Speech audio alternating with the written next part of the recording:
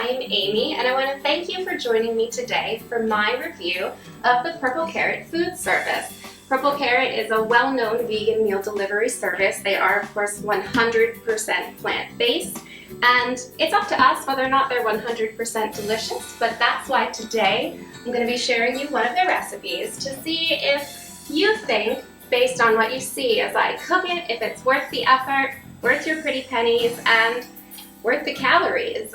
This is, to be fair, my second time using the Purple Carrot meal box. My first experience, it had its highs, it had its lows, and in the end, I didn't feel confident about whether or not it was truly an ideal service. And so hopefully today, I'll get a better idea if it's ideal for me, and hopefully you'll also be able to tell if it's ideal for you. Okay, so now that I have all of my ingredients out, I want to show you that they do package everything very tidily. All of the things are together and well labeled. You do get a couple ingredients like the softer vegetables and perhaps a loose garlic out on their own, but for the most part your stuff is organized to an extent where you can't mess it up. Additionally, you get this lovely recipe book, which really excites me because most meal services only provide the recipes that you've ordered for them, whereas Purple Carrot allows you to get every single recipe that they have made for the week, and there's breakfasts, lunches, dinners, and so if once you finish these, you feel like you like the recipes and you want to go exploring, you can have some more culinary adventures when you're done.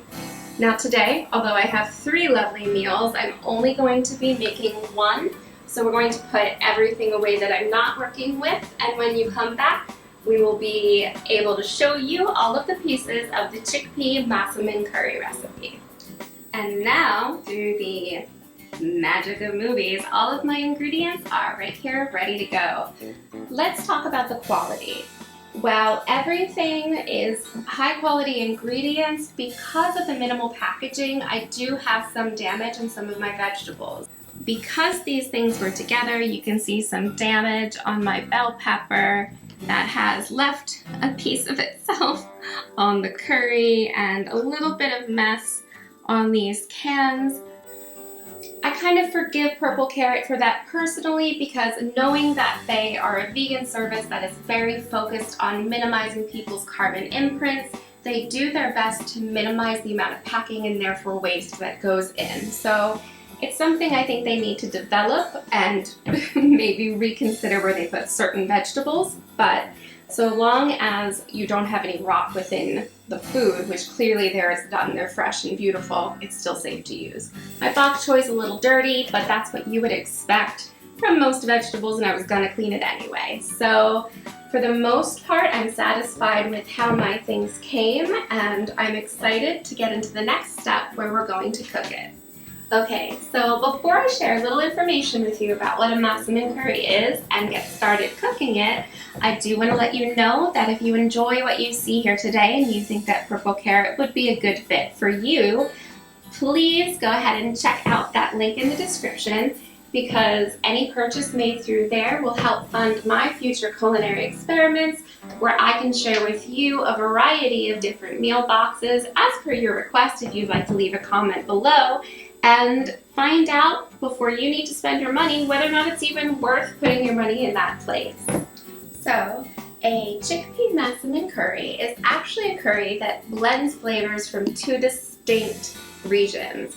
Maximun is actually a sort of variation that happened over time that came originally from the word Muslim because Muslim spice traders would take spices from the Indian subcontinent over to Thailand, and so this curry is actually a combination of those spices brought by those Muslim traders and Thai flavors. And so what you get is a completely new flavor, well, at least completely new to me because I'm more familiar with Indian curries. And so today we get to see what that combination of cultures was able to create. Having shown you my ingredients, now I'd like to show you the actual materials that you're going to need in your kitchen to be able to cook. As you can see, it's just a couple of pots, some things to stir things with, trusty knife, something to cut on, and the recipe book. You may also want something to help you drain your farro once that's been cooked, but this truly is all you're going to need. So at the end, hopefully, It'll be an easy cleanup. Now that we've seen all that, let's get started. Okay, so for our first step, we're going to take our farro, add it to our pot, and then you need a pinch of salt. I'm going to use my cute little pinchy spoon. Drop that in, and finally, get your water ready, and you pour it in until it's about an inch over top of your farro. Not the easiest thing to guesstimate, but that looks about good. Bring it to a boil, reduce the heat to medium, and cook until the grains are tender, about 18 to 20 minutes. Then drain and return it to the saucepan off the heat. So now that the farro is boiling away behind me, it's time for me to go and clean each of my vegetables and start chopping them into pieces.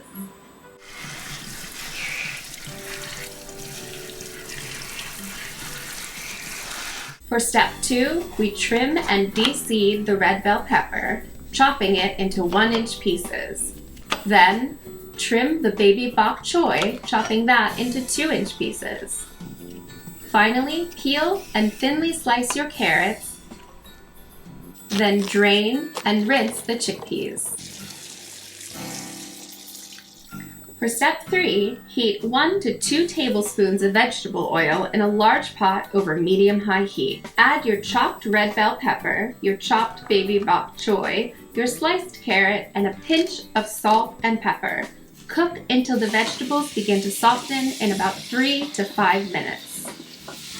Okay, so now that our vegetables have begun to soften, we're going to add the maximun curry to our mix. You want to get all that right in there. Give it a good stir. And you're going to leave that in there until you start to really smell it. Oh my goodness, I wish you could smell what I am smelling. This is truly divine. Next up, we get to start adding in our chickpeas, our coconut milk,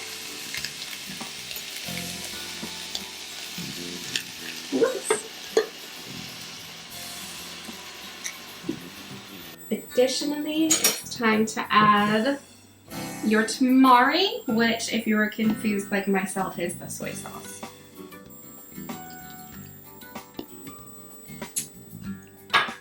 And finally, your sugar.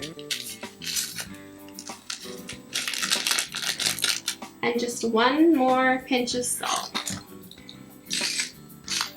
And then you need to bring your curry to a simmer and allow it to simmer for about 4 minutes until everything's nice and warm.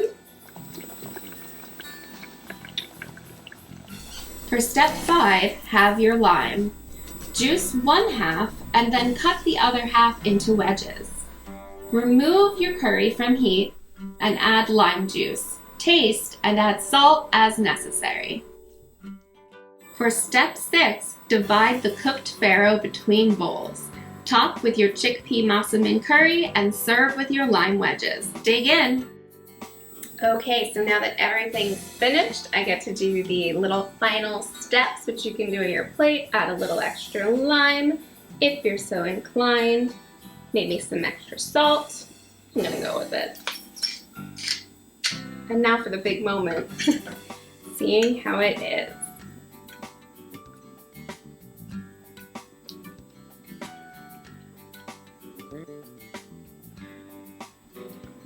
You know, I'm not sure what I was expecting. I thought it might be different than it is, but I'm liking what I'm trying. It's amazing. Even though we put all this lime in there, it has a very sweet flavor in the end.